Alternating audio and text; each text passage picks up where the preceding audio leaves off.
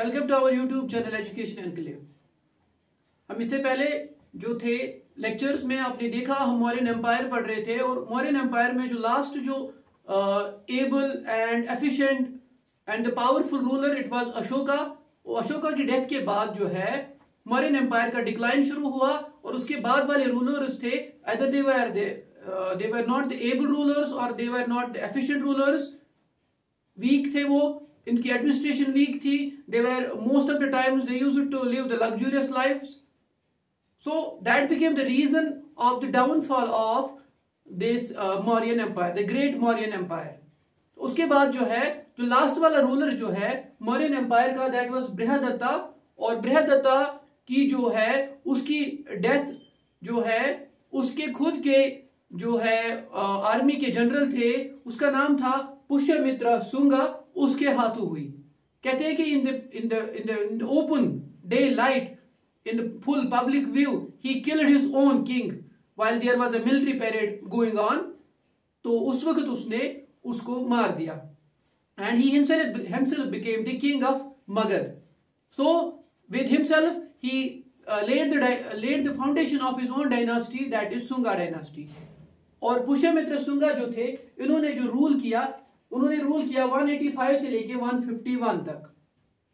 और जो मौर्यन एम्पायर के जो लास्ट वाले वो वीक रूलर्स थे उसके दौर में बहुत सारे इलाके ऐसे थे जो कि उस माइटी मौर्यन एम्पायर से अलग हो चुके थे या फिर उन्होंने इंडिपेंडेंट होने का जो है ऐलान कर दिया था, या कुछ इलाके ऐसे थे जैसे मोस्टली नॉर्थ वेस्ट में थे जो कि ग्रीक्स ने अपने कब्जे में ले लिए थे। तो मौर्यन एम्पायर का जो अशोका के टाइम पे जो वास्ट एक्सपेंशन हुआ था वो अब खत्म हो चुका था, या इंटर्न उनके बहुत सारे इलाके जो है उनके हाथ से जा चुके थे। But it was Pushyamitra Shunga जिन्होंने वापस एक अच्छी एडमिनिस्ट्रेशन, अच्छी मिलिट्री प्रोविंस के साथ उन इलाकों को वापस रिक्लेम किया। जैसे मेनिंडर और डेमेट्रियस जो थे टू ग्रीक किंग्स जिन्होंने की अटैक किया था। बैक्ट्रिया एक एरिया माना जाता था beyond the Hindu Kush mountains, और जो ऑक्सस रिवर है जो सेंट्रल एशिया और अफगानिस्तान के रीजन से अटैक्स किए जाते थे ऑन दैट मौर्यन एम्पायर। तो Pushyamitra Shunga was very much able and he defeated them in some of the battles. तो उसके बाद वहां से अटैक होना बंद हो गया। सो नॉर्थ वेस्ट रीजन में that comprises today's Punjab and all those regions उनको रिगेन किया वापस पुष्यमित्र शुंगा ने।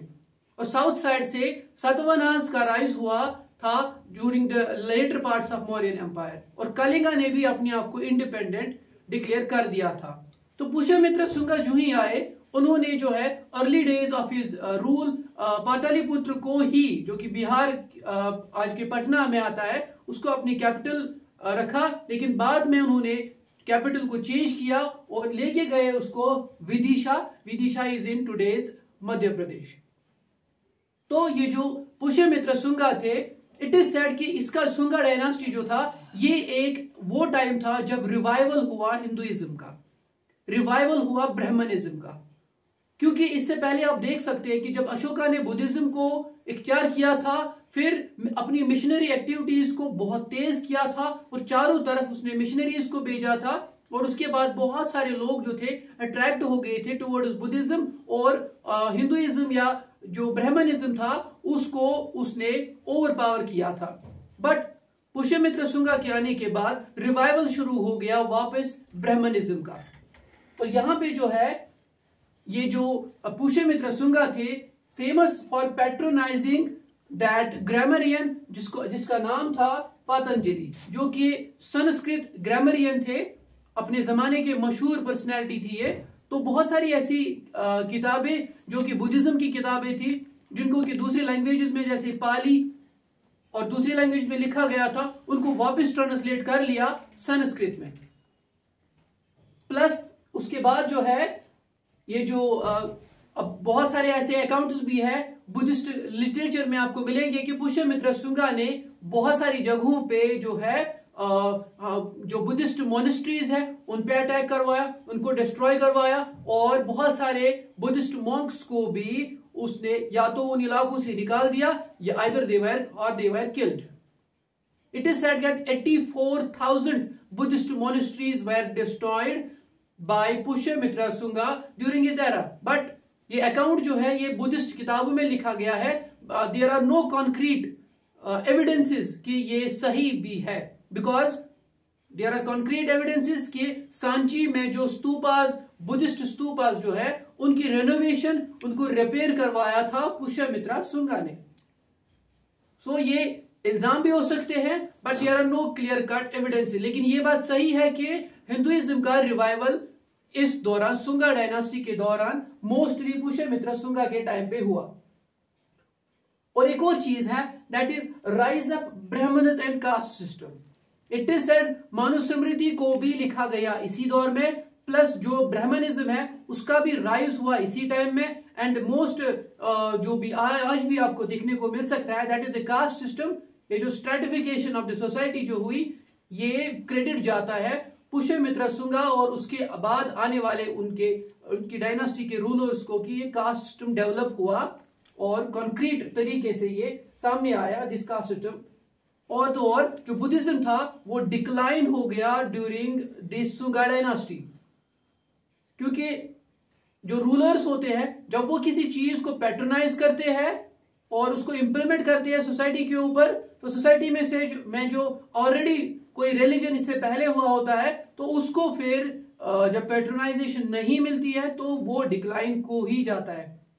तो अशोका का रिलीजन जैसे खुद अडॉप्ट किया था उन्होंने बुद्धिज्म, बट इन्होंने जो है बुद्धिज्म को पैट्रोनाइज नहीं किया, ब्राह्मणिज्म को किया, हिंदुइज्म को किया.